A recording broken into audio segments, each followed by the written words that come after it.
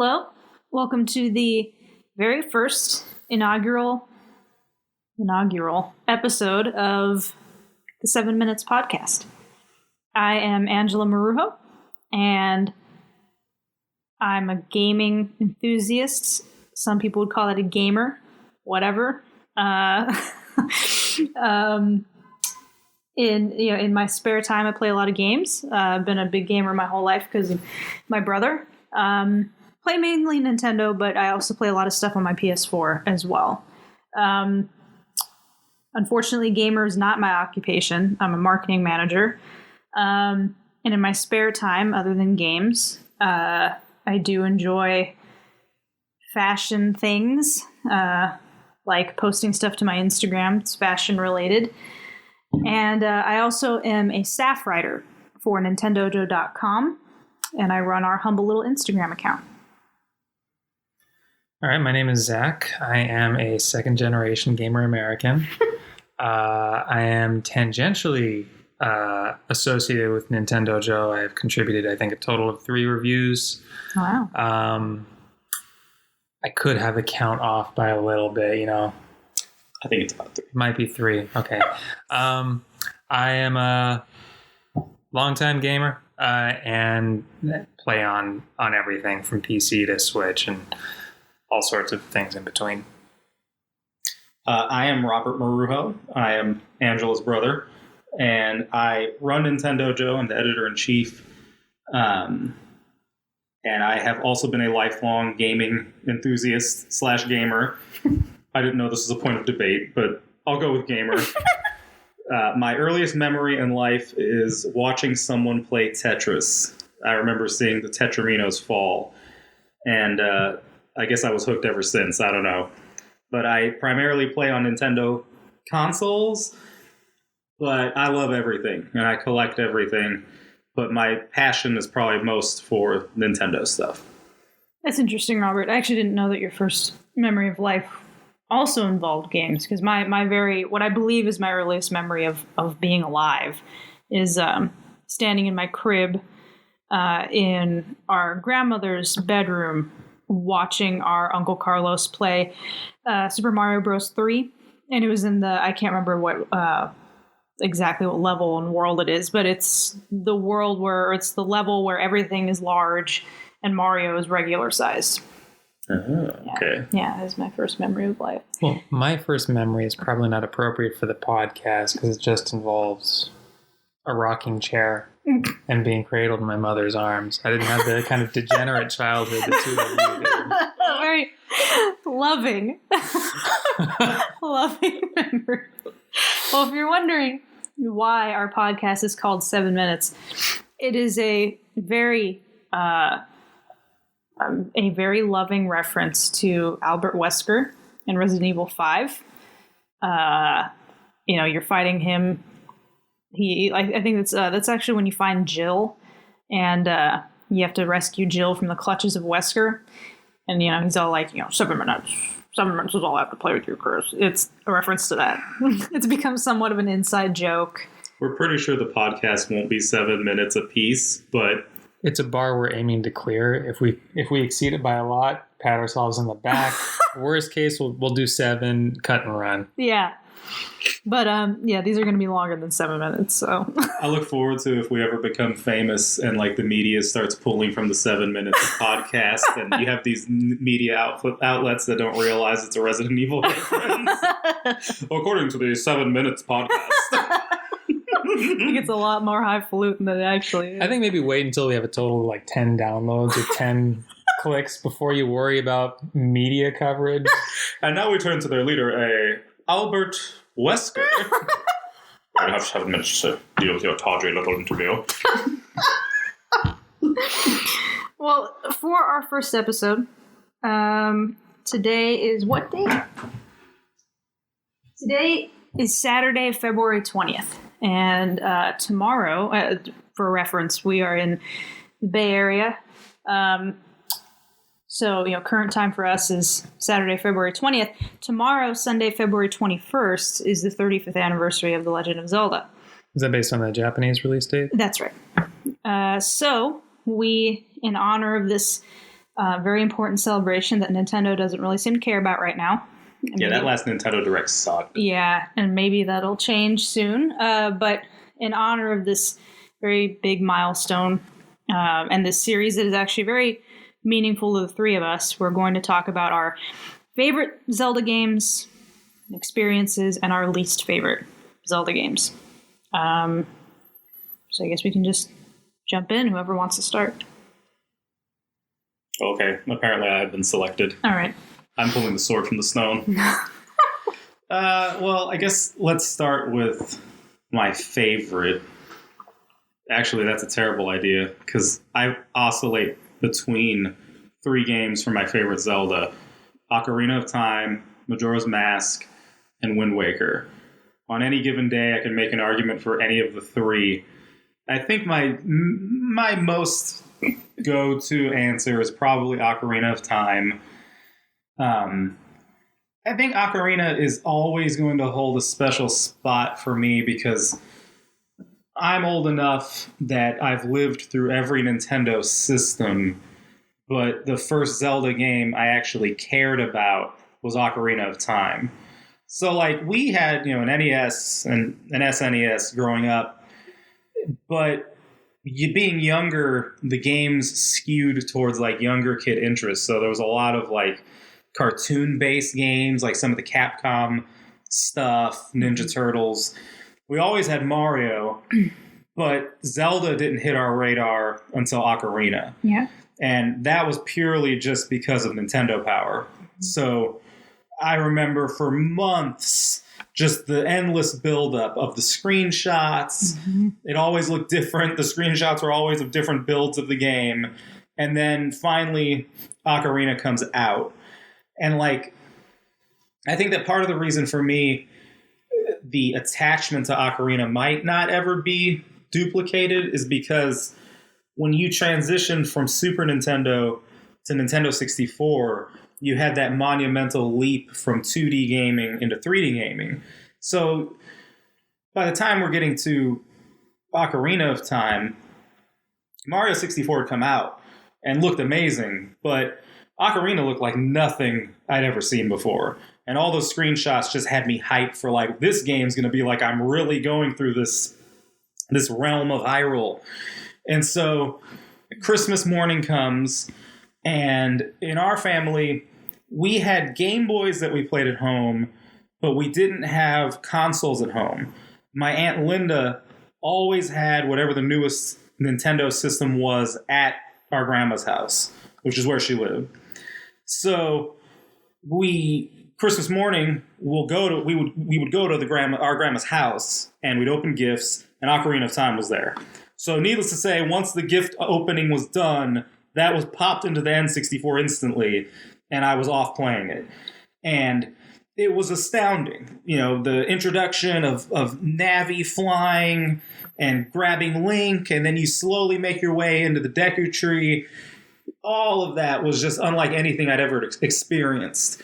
And a standout moment for me in that game is getting to the top of the Deku Tree, and the little Skulltulas were bad.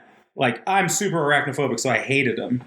But then when you got to the top and the giant Skulltulas descend down in front of you, I couldn't proceed. I stopped playing and told myself, so I've waited forever to play this game. It's in my system, and I'm playing it right now. And I'm pretty sure I'm never going to beat it because I can't deal with the giant spiders.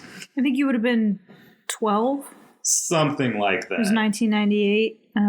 Just a note for our listeners, when they say Skulltula, both Angela and Robert mean Skulltula. They're talking about the spiders that you can find in Ocarina of Time. Who calls them Skulltulas? Zack. It's based on, like, the spider named Tarantula. Do you call those Tarantulas? Skulltula? I don't know. I've been lied to my whole life. I just don't like the sound of it. You don't have to like the sound of it. I refuse. It's Skulltula till death. I don't know. I wonder if this is more like, coupon, February. I mean, those I do have firm stances on, but yeah, same. I feel like Skulltula is just the way it should be. Okay, this is not like the general purpose Andy Rooney crank, you know what I hate podcast. So you can hold back your opinions on coupon and so forth. I guess, I suppose. Robert, so anyway, thanks for sharing. Oh, well, what about the negative? No. We'll get there. We'll circle back around for the negatives. Yeah. I see. Okay. All right. So my favorite Zelda game is pretty definitively Ocarina of Time. Robert and I are about 4.5 years apart. And so there are a lot of games that I spent a lot of time playing as a kid. And most of them were on the Super Nintendo. The Super Nintendo was my most formative gaming console, I would say. And it remains my favorite console. But the most impactful gaming experience, like not just my favorite Zelda game, but my favorite game of all time, is Ocarina of Time. Ocarina of Time actually inspired me to want to be a video game concept artist. And I had that dream going all the way from high school into college. High school, I took AP Studio Art with this idea that I was going to be a video game concept artist. And then I got to college. All the art classes were impacted my first semester. And because I had told myself I'm going to do college in 4 years because I don't want to be here longer than 4 years, I changed my major. But, having Ocarina of Time inspire my path in life for so long, it just holds a really special place in my heart. I feel like the story of Ocarina is really powerful. It's also very lonely. The game has a very lonely, kind of sad feeling. And I feel like a lot of the emotions that you feel in Ocarina of Time, or that game conveys, just as beautiful and amazing as so many of the following Zelda games were and are, I just feel like the feeling of Ocarina of Time is very, very special. And none of the games really captured that feeling as well as Ocarina. Although Majora's Mask comes very, very close. Majora is my second favorite Zelda game. I also think that the art style in Ocarina is the best. It's certainly my favorite. I think that Link's character design, both young Link and adult Link, are the best Link designs series-wide. I have a lot of memories of, we got the player's guide, when player's guides or strategy guides were still a thing. RIP Prima Games. Although this was the official Nintendo Power Guide. I carried that guide around so much. I was just reading it and I was drawing from it. My brother and I are big on art and illustration, and I would just draw the different things that were in the player's guide, and I carried it around so much that it really kind of started to fall apart. The cover was all messed up, and the game, it just means a lot to me. I think it's perfection in every way. The pacing, the story, the length, the secrets, all of it. So, yeah. My opinions don't match Robert or Angela's all that well. On really anything. That may be true. For me, my favorite Zelda game, honestly, at the risk of giving kind of a normie answer, it's Breath of the Wild. And I feel like Breath of the Wild was actually, it took forever, but I finally found a game that dethroned the original Legend of Zelda as my favorite. I felt like the original Legend of Zelda has a ton of sentimental value for me. My whole family got into it. We, have hand-drawn maps. My dad is still kind of obsessed with the original Legend of Zelda to this day. I have to thank the original Legend of Zelda for letting me call myself a second-generation gamer American. No, but I kind of felt like for me, the subsequent Zelda games lacked some of that spark of like exploration and freedom and really mystery. It felt more like puzzles to solve rather than like this strange world to explore. And just, I don't know, there's something strange about the original Zelda that I don't think the subsequent titles really picked up on until a little bit in Link Between Worlds, and then like whole hog in Breath of the Wild. I played that game, 100%, all 120 shrines. Okay, not 100%. Didn't do the Korok seed. I think that is ridiculous, and for clowns. And then I played it again because I played it the first time on the Wii U because I hadn't picked up a Switch yet, and then as soon as I got a Switch, well, I played Mario Odyssey first because that's what I got the Switch for. But then back into Breath of the Wild, all the DLC. Just absolutely adored it. I know I'm going to go back to it. I just found it like endlessly entertaining. It has something that it shares with very few games that are at all action oriented, which is that it's just kind of like this, systemic sandbox. You can end up stumbling into telling your own stories. When you get into like a fight at a camp full of bokoblins, it's not going to go the same as the previous one. It's not going to go the same as somebody else's fight against those bokoblins. And like it, every time it felt special, often funny. Like there's a real sense of slapstick to when bad things befall you or when bad things befall the enemies. Ragdoll physics. Yeah, I mean, you can even still see that in clips that people are sharing years after the game came out. It's more entertaining to watch clips of Breath of the Wild than most games. I think certainly any other Zelda game, but even just games in general, Breath of the Wild makes for very good, even secondhand experiences, and like firsthand, it was amazing. I think it speaks more to like what I valued about the original game, and I was really happy after what felt like, Angela and I have talked about this previously about how we just have very different tastes in Zelda games. But from my point of view, the period from Link to the Past and then all the games after it that kind of followed in its footsteps, followed that template. I don't know. I just kind of felt like I still liked them, but it didn't feel like Zelda was for me the way it felt in the NES era. And Breath of the Wild really feels like a triumphant return of what I loved. So, yeah, Breath of the Wild for sure. Well, I think the fact that there's a 2D build that they made of the game in development just to test everything kind of speaks to that passing of the torch from the NES original to the Switch and Wii U version of the game. While Breath of the Wild is not my favorite, it does have a special place in my memories because working with Nintendo Joe, that was one of the first E3s I went to. I think it was my second or third E3.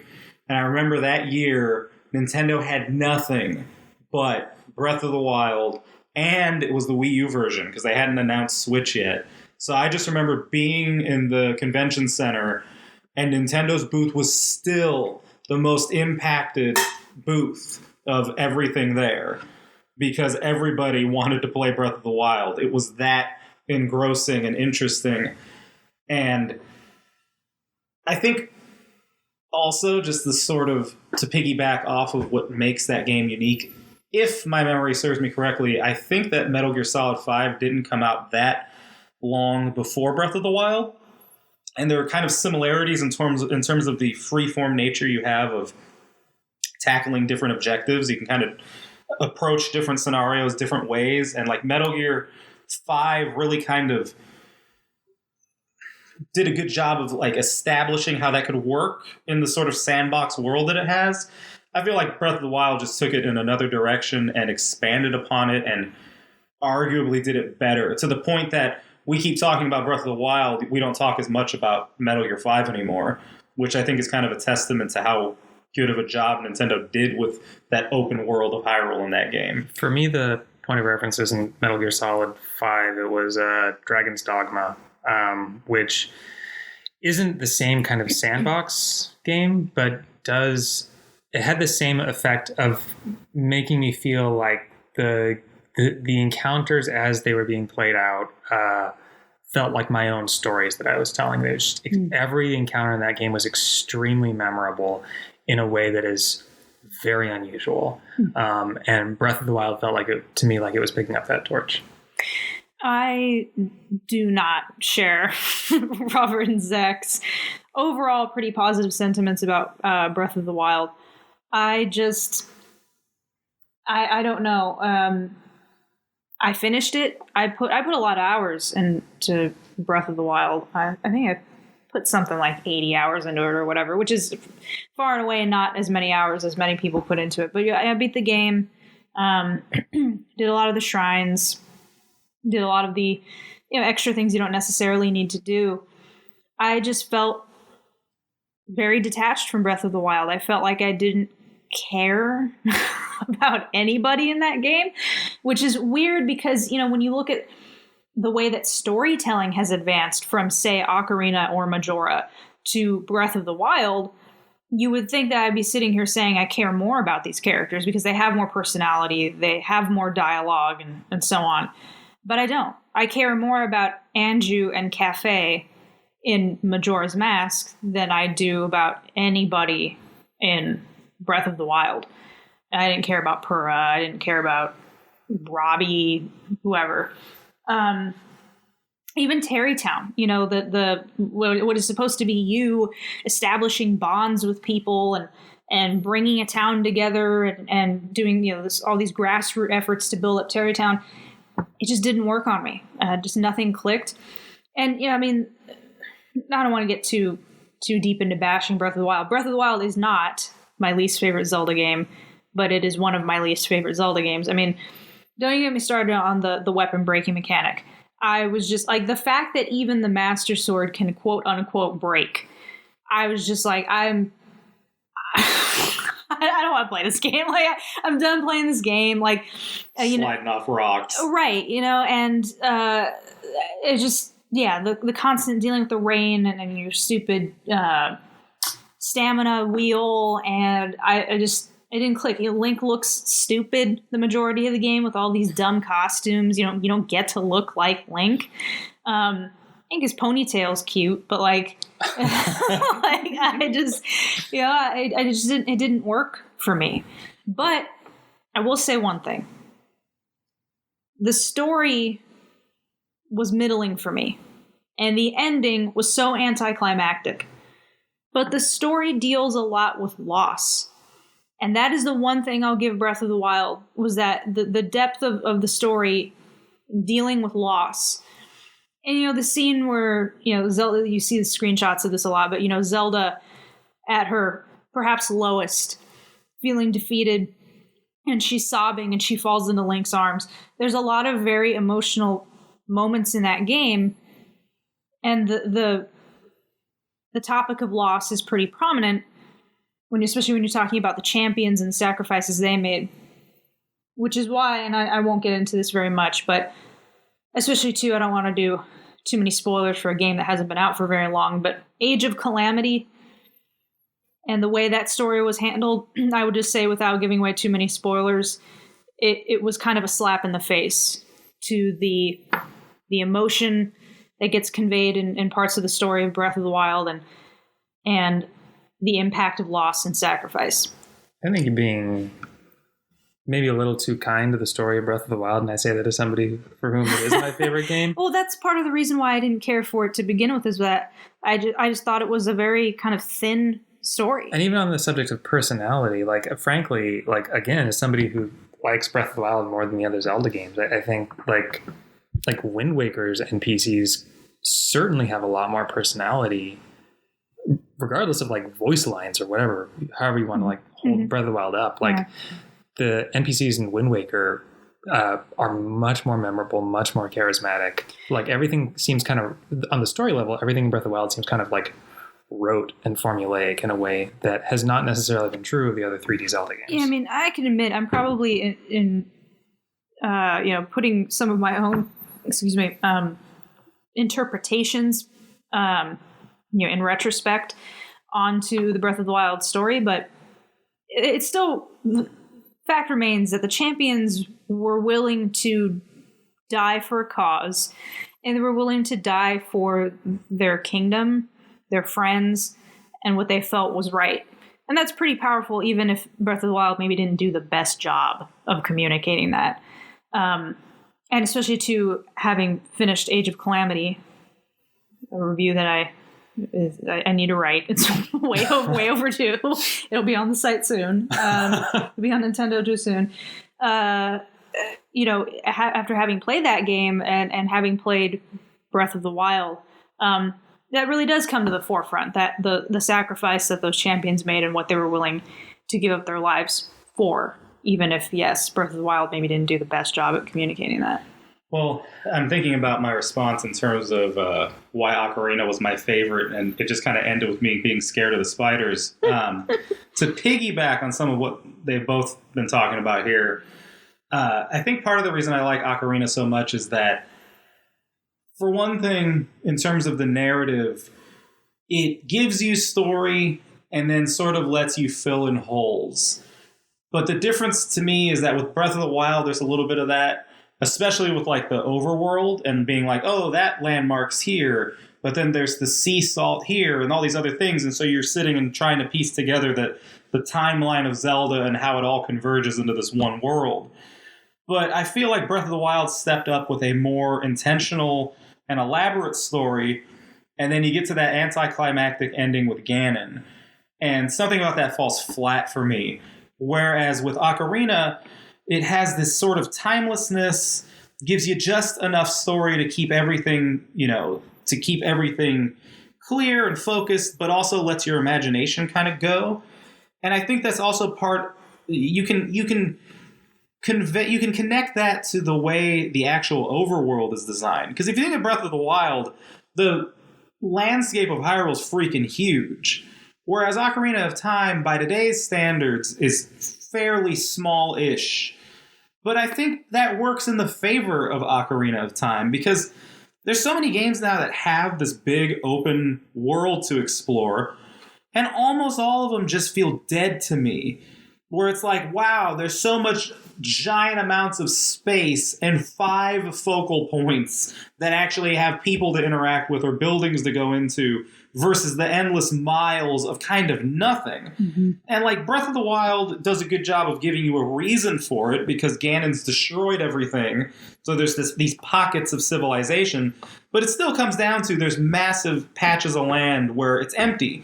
Whereas with Ocarina, you can cross the whole map in a relatively short period of time, and your imagination comes into play there because you have the kind of sped up day-night cycle, and as a result, it's like, okay, I've gone from here to here, and it's gone from day to night, and even though it was only a few minutes in the real world, I understand the passage of time in terms of the world I'm playing in. So I guess that's a long way of saying that less can be more, and Ocarina of Time did a lot more with a lot less compared to games that came later. I think this can have to do with what you're bringing to it. Like, you were, 12 when you played Ocarina of Time? Mm-hmm. And that's an age when you're a lot more likely to, fill in those details, get invested in the world like that. I say that because when I played Ocarina of Time, I didn't play it when it came out. I played it right before Wind Waker came out. You got the disc. Yeah. I jumped to PlayStation 1 after Super Nintendo, and then I got the collector's disc or whatever it was when I pre-ordered Wind Waker. Mm-hmm. And I found Hyrule Field to be kind of empty and boring compared to the world of Link to the Past, which feels a lot more dense and filled with secrets. Mm-hmm. And I remember not just Hyrule Field specifically, but going back and forth through the game, and it felt like I would just be spending so much time on a horse. Sorry, I know his name is Epona. Mm-hmm. All this time on Epona. Yeah, it's a her. It's fine. Her name is Epona. Does it matter? Okay, are there generations of Epona with a mother-daughter story that comes into play at some point? There are generations of Epona. Yeah, that's right. Who cares? Anyhow, the point is that I spent a lot of time on the game. You should have been paying more attention from 1986 to now. Whatever. You would know the answer. My experience playing, say, Link to the Past, for example, involved constantly being engaged, even on the way from one place to another. And in Ocarina of Time, I felt like I was like running across a field or riding across a field and like going back and forth up a switchback on a mountain pass and just kind of being like less engaged by it. So I think part of it, which is not to invalidate your experiences, obviously, but like part of it is just like I played the game when I was probably like, I don't know, 20 something. And that's just I'm a different person at that age than I would have been had I played the game when I was 12 or even younger. Mm-hmm. Well, I think it's interesting because you say that, but then I think of Wind Waker and how I kind of love its exploration for almost the exact opposite reasons that I love Ocarina's. Because a lot of people complain about the sailing. Mm-hmm. I actually like the sailing because, well, Angela was talking about, like, in Ocarina, there's this sense of loneliness. I don't know if I interpret it the same way that she does, because I do get the loneliness and loss, but it's sort of like Link has the world on his back. I mean, the first 3 dungeons, he's a little boy, and then he goes from being a little boy to suddenly, hey, you're a man, now go save everyone. And he enters the world, and there's all these, people that are gone, locations that are gone, whatever. But Wind Waker is also kind of lonely, too, because it's just him and the King of Red Lions. Mm-hmm. And then you have these long stretches of being on the boat. And, I mean, if you want to kind of interpret their interactions, literally, I guess, they're silent. Link and the king are just going across the sea. And the game has you actually traveling those, stretches from island to island in silence with the king, just listening to the water, and you're floating along. And sure, you might interact with certain things here and there, but it really gives you that sense of this is what it would kind of be like if you were on a boat traveling everywhere in these 2 characters' shoes. I just think of like how triumphant and adventurous the music is when you're sailing around. Because even though to some extent the Hyrule Field theme in Ocarina has a little bit of that kind of triumphant feel. It also has a kind of quiet, what's the word I'm thinking of? Tranquility. Thank you. Quiet, sort of tranquil sound. I mean, it kind of ebbs and flows, and gets a little more peaceful at times. I think because Wind Waker has a generally more kind of upbeat feel and vibe compared to Ocarina of Time, I don't feel lonely or that sense of loneliness playing Wind Waker. Especially too, because like with Wind Waker, occasionally the talking fish will appear, like just in the middle of nowhere, or either that one dude, the kaboom dude, you'll encounter him. I cannot remember anybody's name. Beetle. Here's what I mean about characters in Wind Waker versus Breath of the Wild. Yeah, Beetle, who I can't stand. He'll be there. But in Ocarina, the world is partially destroyed once you get 7 years into the future. There are less people. Some of the characters that you see in game as a child are no longer in the game, or visible at least, as an adult. So there's fewer people in the world. The overworld is pretty vast, and there's really nobody around. Even the mailman. Although, is he even the mailman in Ocarina of Time? No, he's just the running guy. He's just the running guy, yeah. So the running guy, he's in the overworld as a child. He's not there as an adult. He's still building up his resume, so he could apply to be a mailman. in Termina. And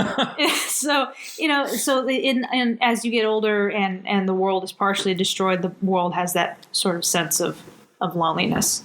That's kind of where I pull it from. And Link is alone. He is this one man, hero, the world on his shoulders, and just him and Navi. That's why I think, kind of to the other point I was making about, doing more with less, visually Wind Waker does that. Because if you think of like Ocarina, at the time, of course, it's super advanced, and like my brain still sees it as this beautiful game, but you're doing quite a bit with few polygons. Then you get to Wind Waker, and you have this beautiful animated aesthetic. But if you think about it, compared to like hyper-realistic video games, it technically is doing more with less. And I think that is why when you play that game, besides the really solid, writing and localization, those character designs are just burned into your head. Like, I think with Ocarina, the designs themselves result in some really timeless versions of characters. Mm-hmm. And like, if you look at like Darunia and compare him to all the different Goron characters who are basically just him, mm-hmm. but with different looks, they ultimately are just iterations of that basic look of him. So when I think of the other characters from the other games, I don't really remember them as clearly as him. Mm-hmm. Wind Waker does a similar thing in a different way, where like the boom boom guy, the one who runs, Kaboom. Yeah, Kaboom. He's running that game. I know exactly what characters she's talking about. I think of him as the Splish guy. Splish. But like all the characters in Wind Waker are similarly iconic as Ocarina and even like Majora.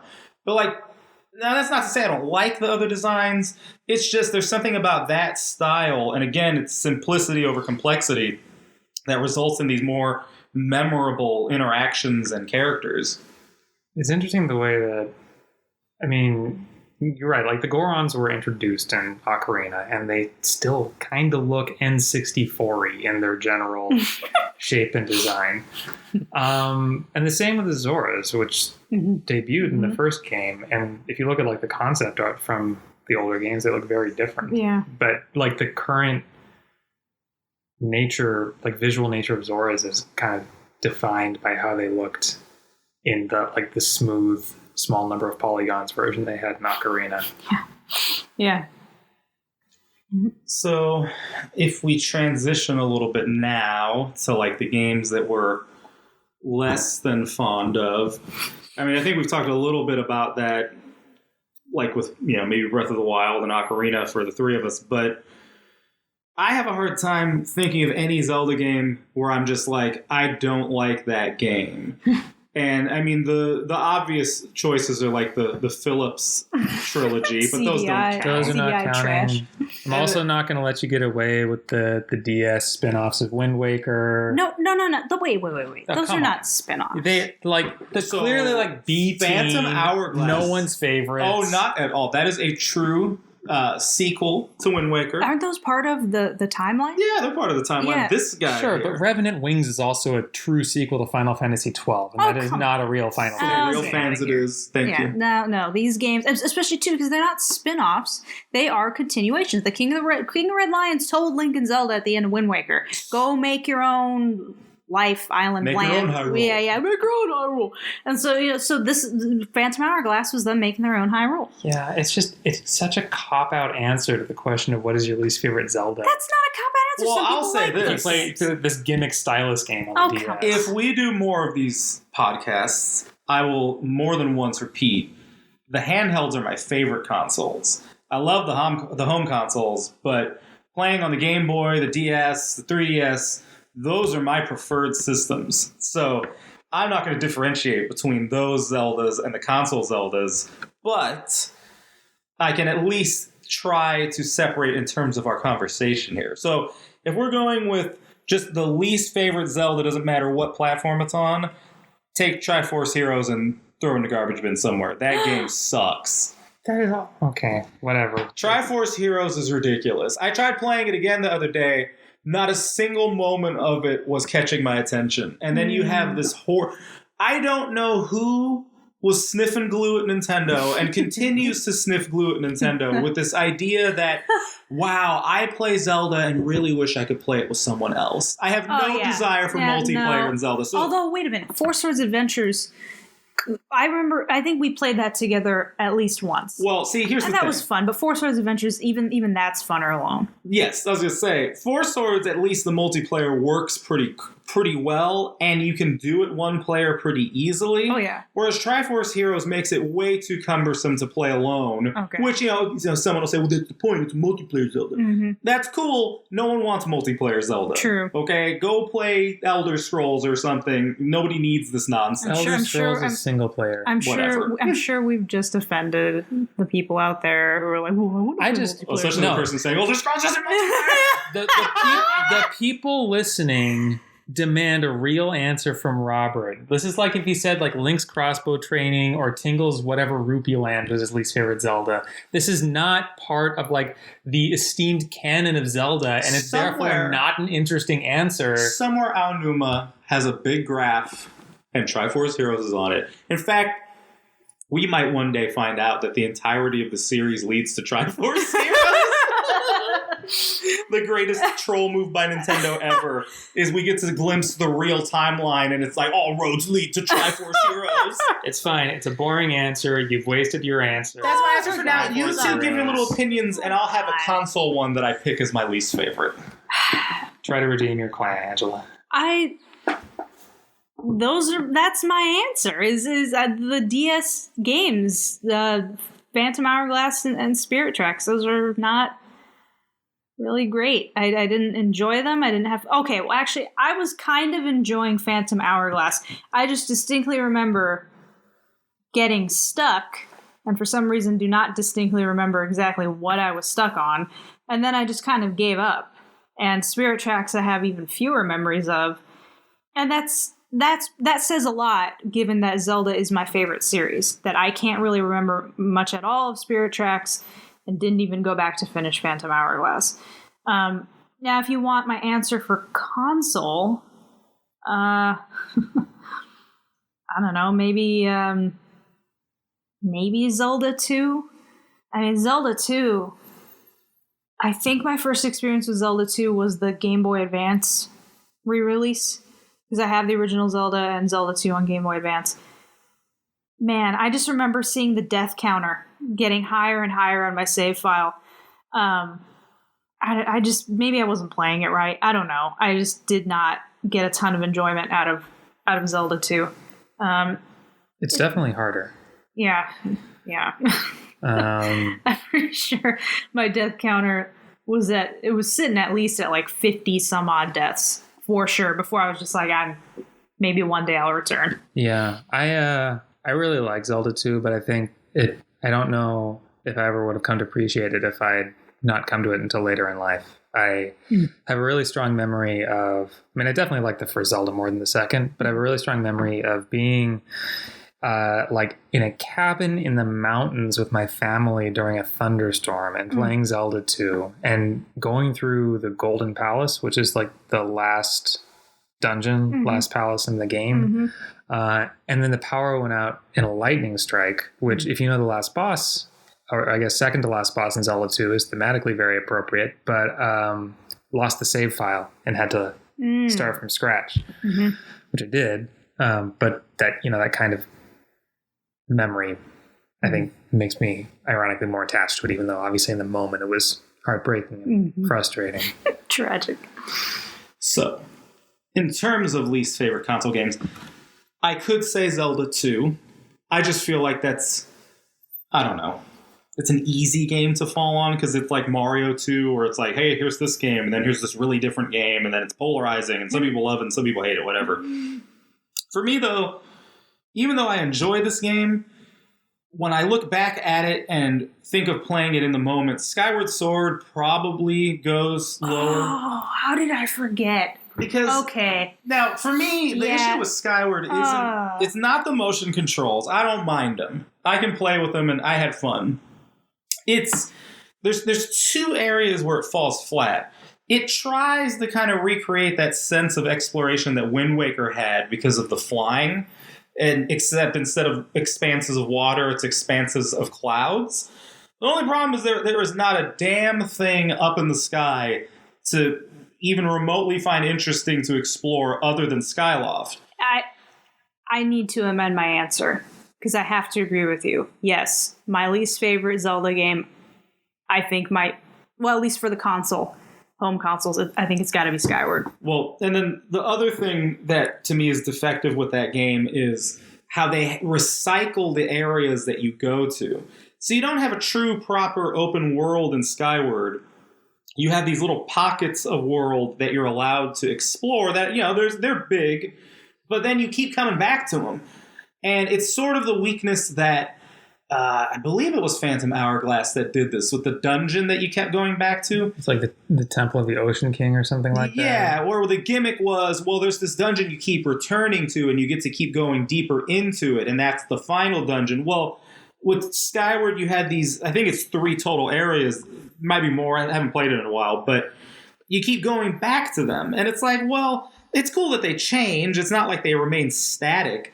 But I think you end up going back to them like 3 total times. And by the 3rd time, I think that 3rd trip is just like a total Easter egg hunt. Like you're just on a fetch quest. And that's where that game to me stumbles. And then I'm not big on Link's pants.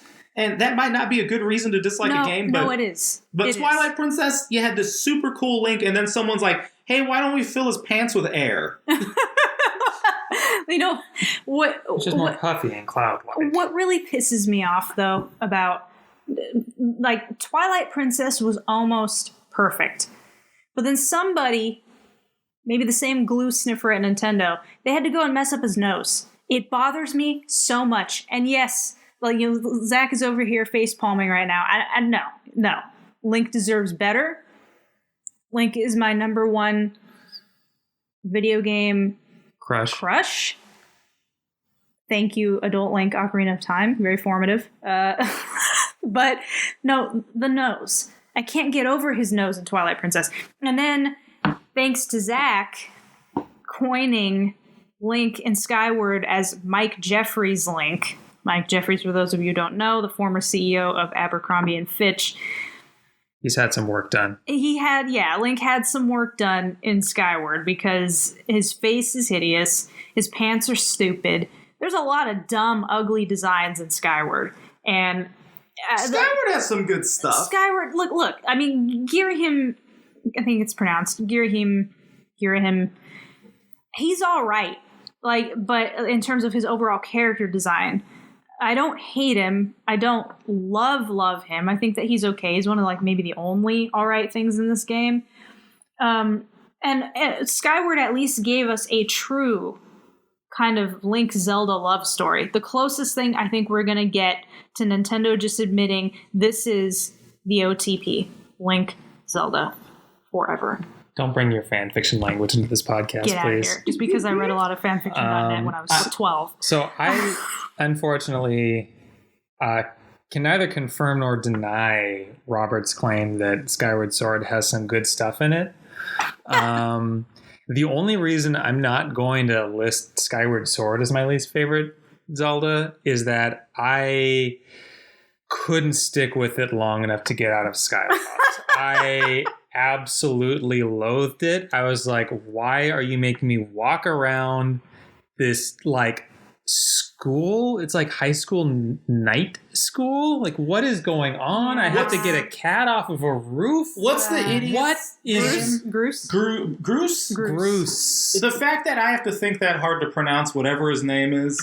I hated Groose. I hated him too. I hated who was the other character that everyone was obsessed with in Twilight Princess? Who? Was it Shad? Oh, dude with the glasses? Like, there's always these, like, Shad? Yeah. these side characters. Sorry to cut you off, but you reminded me of Groose and how I hate him. And you had idiots who would...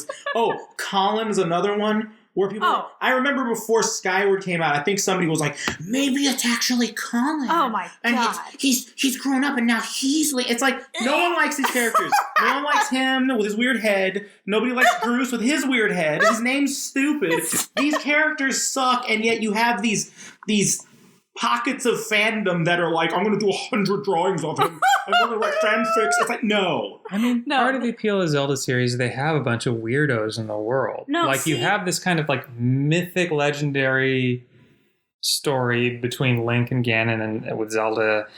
But then you also have all these super weird, and they don't all work, but all these super weirdos in the world. Well, I mean, I think you can see the super weirdos starting with Wind Waker. Because, I mean, you have some oddball characters for sure in, like, Majora's Mask, for example. I think you can see the weirdos in Ocarina and Majora, for sure. For sure. I mean, like, Seikon, the thief. I mean, he's weird. He's incredibly off-putting. The mask salesman? No. Oh, yes. Sorry, I thought you were asking if Seikon was a mask salesman. Yeah, the happy mask salesman, of course. The toilet hand. Yeah, the toilet hand in the Stockpot Inn. There's definitely some odd character. Madame Aroma. I mean, her name is Madame Aroma. The mayor, who's just that poor man, that poor bastard, is just completely just has been steamrolled his whole life. There are some oddballs, and especially starting in Majora.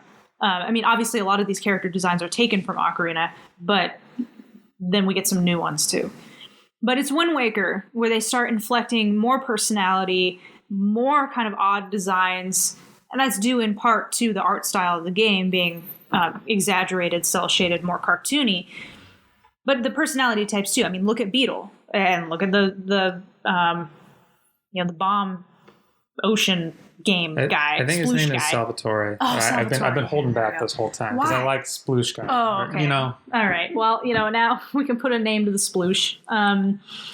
You get some of those odd characters, but I feel like Nintendo kind of took it a little too far in some directions once you started getting to Twilight Princess, Skyward Sword. You just started getting these characters that I'm just sorry, I didn't give a shit about them. Like, I didn't care about... I don't even remember Groos's friend's name. I think he's kind of that tubby dude in, like, the yellow. I think he's got, like, a weird hairstyle. Moose. Oh, is that his name? No. Oh. I don't... That's plausible. I can't even remember that guy's name. Like, there were just a lot of just characters where it's like, I don't care. And yeah, Shad, Colin, all of the kids except for... Mallow. I like Mallow. He's bizarre in a good way. His whole entire just existence is odd and implausible, but I love him.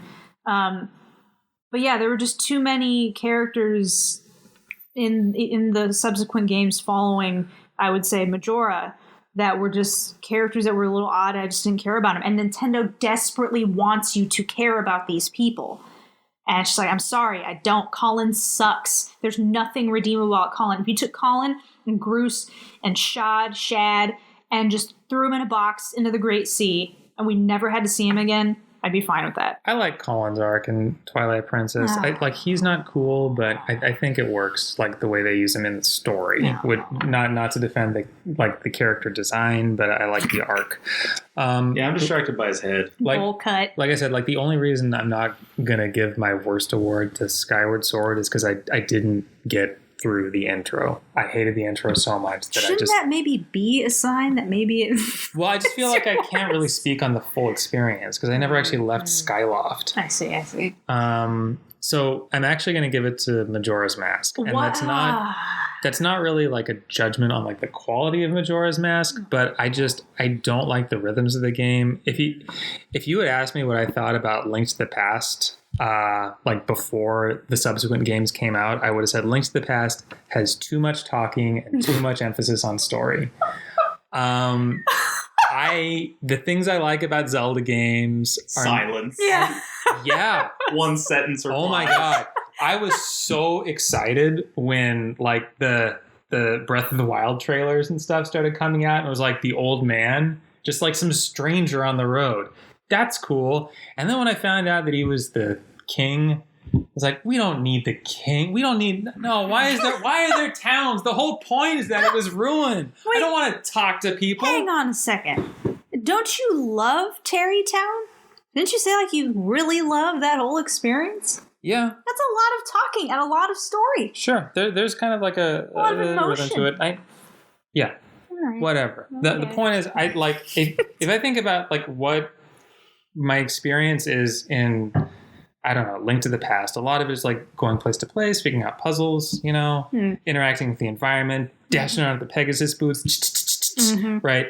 And if I think about Majora's Mask, it's like running around a town, talking to people, and like trying to like jot down notes so I can figure out which townsperson I have to talk to at what time to trigger things. And like the entire Groundhog Day setup of Majora's Mask, I just find unpleasant. I don't like the way the time pressure feels. I don't like the like replaying the days mechanic. I do not like it. I'm just gonna say it.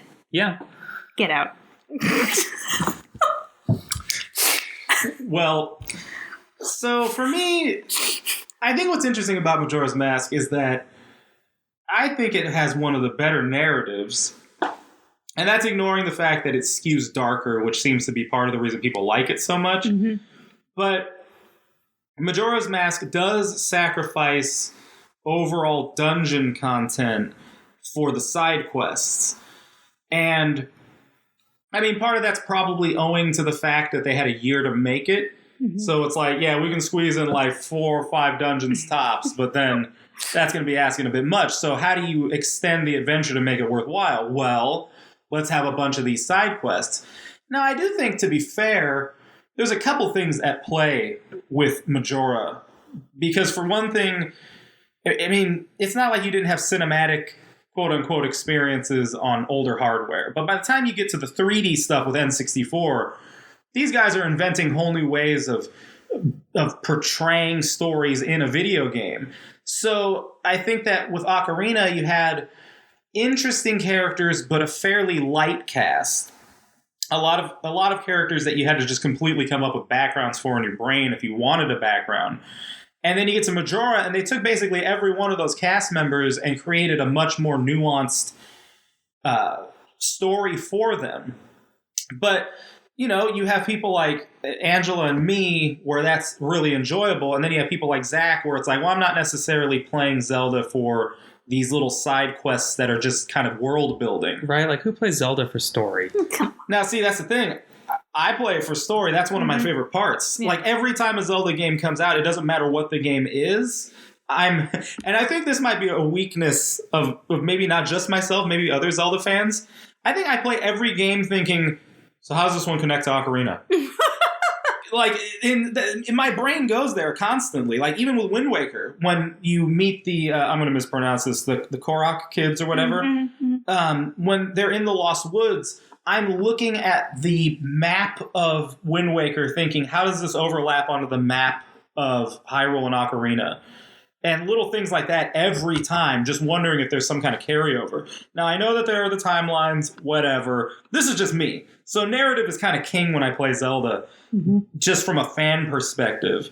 So I loved Majora because of that. Like, I really liked that you had all these different characters to discover and experiences, but I'm not big on the timing aspect of it either. And I think that the 3DS version of the game brought some quality of life stuff that were welcome, that the original didn't have. But ultimately, I think that is why I'm hesitant to truly overtake Ocarina with Majora when ranking, because I do think the quirks of the time system kind of make it hard to make it number one. I played the 3DS version, not the N64 version, and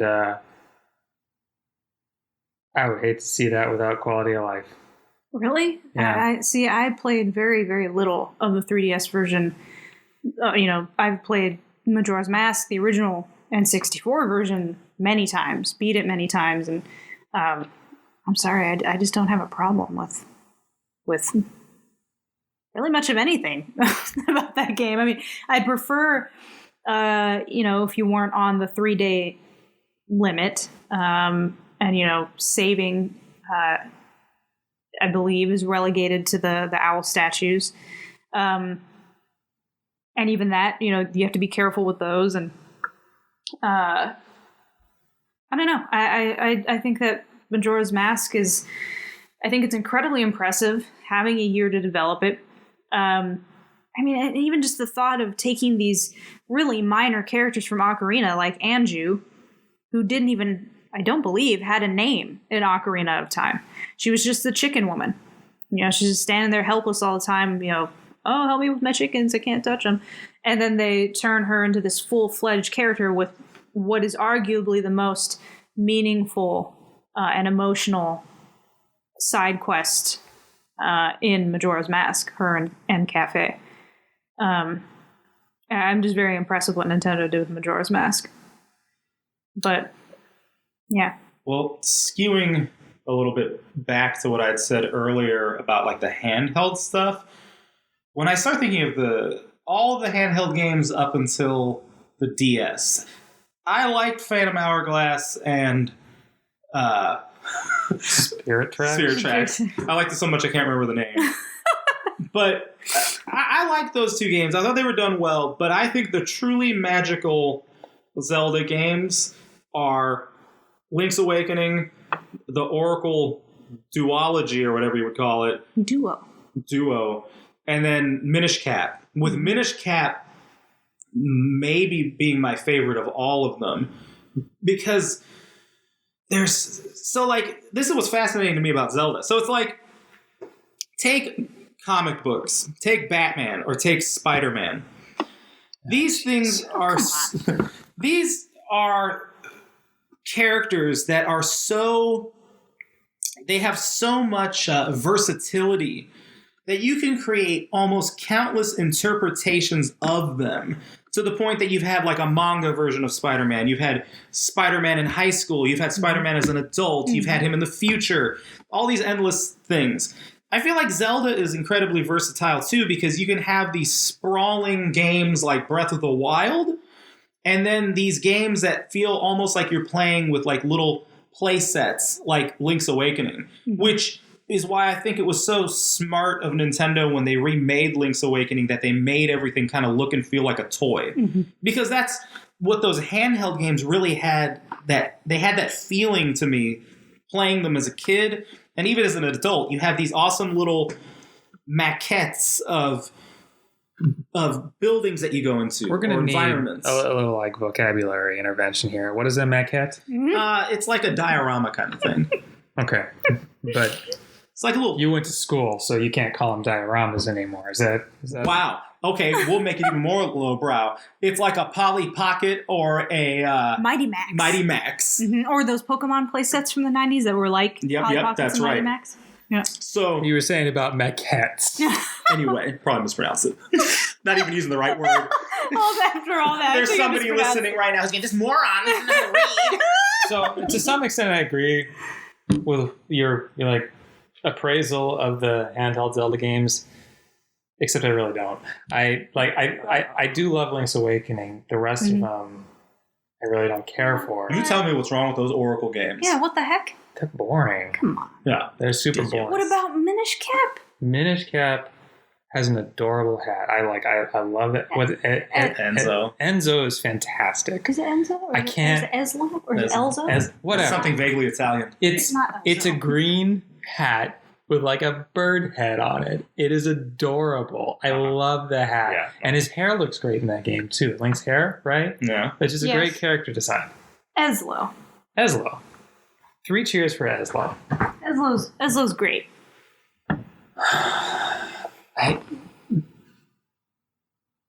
I did not like Minish Cap. The biggest thing I remember disliking was like the 2 halves of a scarab coins. I forget what they're called. Kinstones. Yeah, those are awesome. I hated the Kinstones. Come on. What's wrong with the Kinstones? What's wrong with I didn't want to think about like putting 2 halves of collectibles together as I was roaming the world. Like the worst. We're going to get into this man's accumulation issues at some point in the future. Oh, yeah. I feel like there's a tie here, but I digress. Yeah, you know what? See, Zack is very anti-tchotchke, as he would say. Yeah. Robert and I each have pretty sizable gaming and anime, manga collections. I also have a Sanrio collection. Lots of collections. Amiibo. In fact, collecting runs through our family. You know, my dad likes our dad. Me and Robert likes it's a heritable disease. Likes collecting A's stuff, Raider stuff, vintage. I don't think your dad would appreciate you revealing facts about your dad. Oh, I think he'd be fine. You know, vintage radios and electronics and speakers and stuff. My mom collects vintage Barbies. I have my Barbie stuff from the 90s. Yeah, so collecting runs through this family, the Marujos. Zack, however, is incredibly anti-tchotchke, as he puts it, and I think the anti-tchotchke-ness is coming out in your dislike, displeasure, dismay at Kinstone Fusion. There's no point in collecting things for the sake of collection. There has to be like an appreciable reward, and it has to fit into the dynamic of the game, which I really didn't think it did. You know, you remember Cameron in Ferris Bueller's Day Off? and how he describes his parents' house as a cold, sterile, museum-like experience. I can just stop this podcast right now. I think that is how our home would be if it were not for me bringing the warmth and the love and the personality.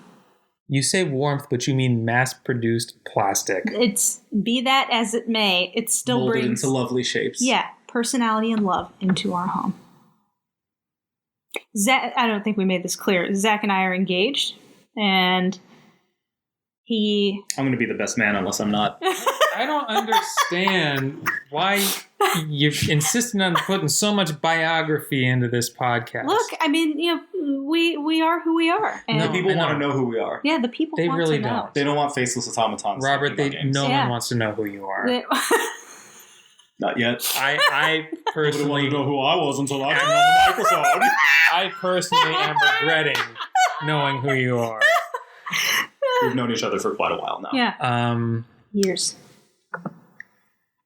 I don't know. I think this is something that was discussed, not necessarily among us, but was discussed when the Link's Awakening remake came out. Mm-hmm. That the, somewhat machette, was that right? Maquette? Maquette, thank you. Okay. Maquette, something like that. Something like that, yes. Okay. The whole maquette look, for me, does not at all capture what the vibe I got from the original game, which was like more mysterious, melancholy, almost a little, I don't know, glitchy. Yeah, had Nintendo not gone the route, the artistic route they did with the remake of Link's Awakening, I personally would not have thought to go that route. I never, to me personally, the Game Boy games never conveyed a kind of toy-like quality to me. It works. I remember not being super thrilled with that art style when they revealed the Link's Awakening remake, but it eventually grew on me, and it's very cute, and that game is very beautiful. But yeah. Definitely kept me away from the game. The art style? Yeah.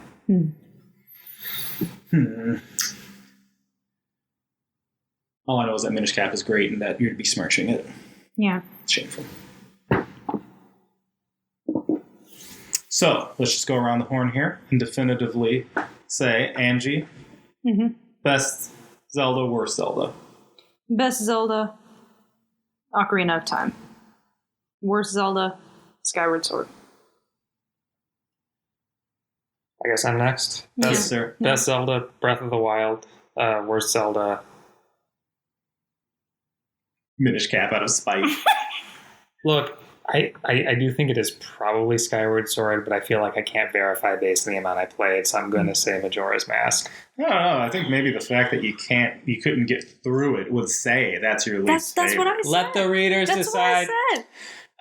I don't know. I guess, well, anyway, regardless, Ocarina's my favorite, and Skyward is my least favorite, but that doesn't mean I hate it. I invested probably 150 hours into that game. Yeah. So I definitely enjoyed playing it, just think that it had problems that other Zelda games do not. Can you really not manage to hate a single Zelda game? Well, Triforce Heroes, but you won't let me. I will not. Wait a second. I just had a flashback. Remember, didn't something happen with our Wii? And you had to get it repaired, and then they wiped the memory, and all 135 hours of my Skyward experience gone. Should we tell this story for the inaugural podcast? Oh, yeah, sure. So I got a Wii U, and I wanted to transfer all of the Wii data and games onto the Wii U. I did this. It turns out if you play Wii Fit on a Wii U in Wii mode and try to download the Wii Fit channel, it screws up the system so that it makes your Wii, the Wii portion of the system, inaccessible. So I send it to Nintendo and I'm like, hey, I can't get to my Wii part of the Wii U. They send it back to me with all the data erased. They couldn't actually fix it. So I lost every bit of gameplay data from my Wii. and have nothing now. It was just gone. Yeah, everything from every game I ever played on the Wii. Like it never happened. It happened twice, too. I can't remember what triggered the second time where Wii mode became inaccessible, but 2 times it failed. The only saving grace that I was able to re-download all of my games, but beyond that, it really just added insult to injury that I spent 135 hours of my life on this game just so I could say I finished it, I completed it. It was terrible, only to have all of that just gone. Nothing to show for it. I don't remember the first time that I turned on a game and had my save files missing, which I guess would be like the older equivalent. Obviously, it's smaller in scope in terms of the damage. I know I at least had a PlayStation memory card go bad and lost some stuff that way. But I can recall the first time I had a console break, which was perhaps my fault. I had a PlayStation. It was a PlayStation 1. And at the time, in the late 90s, I was really into like JRPGs as like my favorite genre. And, over the years, more and more of those would get localized, but the localizations took forever. They didn't all come out. I studied Japanese in high school, so I felt like I could do this, Anyhow, the point is I was interested in playing games that my PlayStation could not play out of the box. So my dad, who is technically minded, and I got a mod chip, and we installed the mod chip so that we'd be able to play, imports and whatever, and messed it up. So instead of having a modded PS1, we had a brick. And I just didn't have a PS1 for a while. To this day, I don't want to touch anything having to do with my consoles. I know I could watch a video and follow instructions, but especially if you start talking like soldering stuff, I'm just like, oh no, I'm cool. No. I think the closest I've gotten is I cracked open a DualShock 4 the other day. It was the first gaming thing I've ever opened with a screwdriver. I used a little tech kit that I had, watched some English guy who was just like, most of y'all watched my last video and you were just like, that video sucks because you didn't show us how to open the DualShock. So I'm watching homie open the DualShock and there's no science to it. He took the screws out and he's like, you're just going to pop it. You're going to pop it. And I'm like, oh my God, what does that mean? So I finally got it open, but I think I did snap the little clips on the inside of the casing. Yeah. But when it screws together, you can't even tell that you snapped them. So I was like, okay, I don't care. What? Sorry, I might have spaced out. And I guess I can go back and listen to the podcast later if you don't want to repeat yourself. You'll be our only listener. But why were you opening your controller? Yes, that's another small story right there. Oh, no. I may or may not have taken a transaction at a certain workplace where you're not supposed to, on the side, take games or controllers from customers. But this person didn't want to get 16 cents for what they were trying to trade in. So I was like, well, she says it's new. I'll get it from her. She seems nice, which is the classic hustle. Well, I look at the controller after I buy it from her, and I'm like, oh, the thing she said is new has a bunch of, like, filth on it because somebody's been playing it. And the packaging itself was dusty. Well, let me go back. The casing of the controller was dusty on top of having the grime. So even though it was in the box and was sliced open, it was a mess. So I was like, all right, I'm going to clean it because COVID, and also I'm a neat freak. But then also I was just like, I want to like really clean it because like I wanted to get into the grooves of the sides of the casing. So I was like, I'm going to actually open it for a change and clean out that gutter that's in there. Yeah. My first experience. That's like gargling rubbing alcohol. Like you wanted to clean the outside. Why are you cleaning the inside? Well, because otherwise you got to take like a razor blade to get that gunk that's out in there. These were some clearly filthy people. Filthy as in they play the game controllers with filthy hands. Gross hands. No thanks. My first experience with a damaged console. I was very young. It left a scar mentally and emotionally. I was playing my Game Boy. It's the original Game Boy. I was playing. Was it Mario Land? The 6 golden coins. That's Mario Land 2. Yeah, Mario Land 2. Mario Land 2, the 6 golden coins. And I was in I believe I was in the like Halloween stage, the graveyard stage. And I was sitting on the couch playing. I was definitely in elementary school. And I heard this pop. It wasn't super loud, but it was loud enough to be audible.